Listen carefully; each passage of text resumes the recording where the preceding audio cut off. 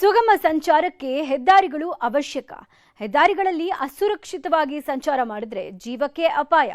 ಸ್ವಲ್ಪ ಯಾಮಾರಿದ್ರೆ ಜೀವ ಕಳ್ಕೊಳ್ತಾರೆ. ಕೊಪ್ಪಳ ಜಿಲ್ಲೆಯಲ್ಲಿ ಕಳೆದ 3 ವರ್ಷದಲ್ಲಿ ಸರಾಸರಿ 3 ದಿನಕ್ಕೆ ಇಬ್ಬರಂತೆ ಜನ ಜೀವ ಕಳ್ಕೊಂಡಿದ್ದಾರೆ.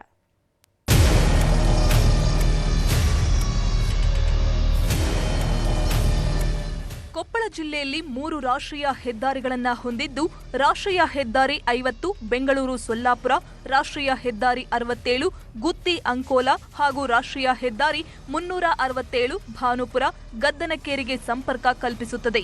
ಜನರ ಸುಗಮ ಸಂಚಾರಕ್ಕೆ ಸಹಕಾರಿ ಆಗಬೇಕಿದ್ದ ಹೆದ್ದಾರಿಗಳು ರಸ್ತೆ ನಿಯಮ ಪಾಲನೆ ಮಾಡದೆ ಅಪಘಾತಕ್ಕೆ ಕಾರಣವಾಗುತ್ತಿವೆ.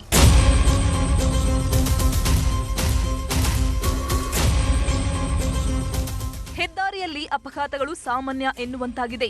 ಅಪಘಾತಕ್ಕೆ ಮುಖ್ಯ ಕಾರಣ ಕುಡಿದು ವಾಹನ ಚಾಲನೆ ಮಾಡುತ್ತಾ ಸಂಚಾರಿ ನಿಯಮ ಪಾಲನೆ ಮಾಡದೇ ಇರುವುದು. ಹೆದ್ದಾರಿಗಳಲ್ಲಿ ಸಂಚಾರಿ ನಿಯಮ ಪಾಲನೆಗೆ ಸೂಕ್ತ ಮಾರ್ಗಸೂಚಿ ಕೂಡ ಸರಿಯಾಗಿ ಇಲ್ಲದೇ ಇರುವುದು, ಪೊಲೀಸರು ಸರಿಯಾಗಿ ಕ್ರಮ ಕೈಗೊಳ್ಳದೇ ಇರುವುದು ಅಪಘಾತಕ್ಕೆ ಕಾರಣ ಎನ್ನಲಾಗ್ತಿದೆ.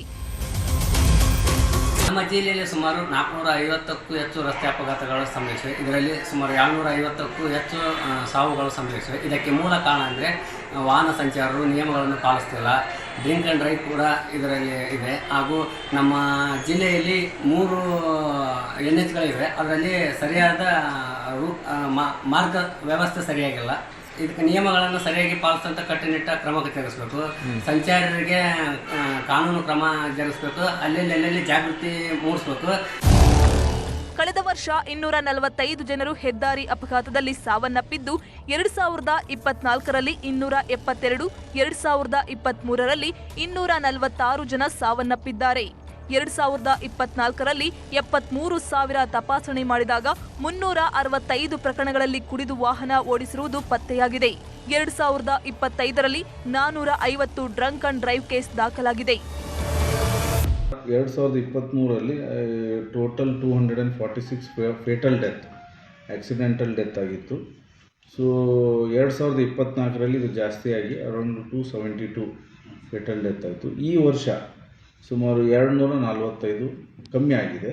23ರಲ್ಲಿ ಅಂದಾಜು ಒಂದು 73,000 ನಾವು ರೆಗ್ಯುಲೇಟರಿ ಕೇಸಸ್ ಹಾಕಿದ್ವಿ. 24ರಲ್ಲಿ ಕೂಡ 73,000 ಅಷ್ಟಾಗಿತ್ತು. ಅದು ಅಲ್ಲದೆ 23ರಲ್ಲಿ 83 ಡ್ರಂಕ್ ಆ್ಯಂಡ್ ಡ್ರೈವಿಂಗ್ ಕೇಸ್ ಹಾಕಿದ್ರು. ಹೋದ ವರ್ಷ ಕೂಡ ನಾನೇ ಇದ್ದೆ 356. ಈ ವರ್ಷ ಆಲ್ರೆಡಿ 370 ಅಷ್ಟು ನಾವು ಡ್ರಂಕ್ ಆ್ಯಂಡ್ ಡ್ರೈವಿಂಗ್ ಕೇಸಸ್ ಹಾಕಿದ್ದೀವಿ. ಹೆದ್ದಾರಿ ಪ್ರಾಧಿಕಾರದ ಅಧಿಕಾರಿಗಳು ಸರ್ಕಾರ ರೂಪಿಸಿದಂತಹ ನಿಯಮಗಳನ್ನು ಪಾಲಿಸಬೇಕು, ಜಾಗರೂಕತೆಯಿಂದ ವಾಹನ ಓಡಿಸಬೇಕು. ಈ ನಿಟ್ಟಿನಲ್ಲಿ ವಾಹನ ಚಾಲಕರು ಹಾಗೂ ಪೊಲೀಸರು ಸಹ ಕಾಳಜಿ ವಹಿಸಬೇಕಿದೆ.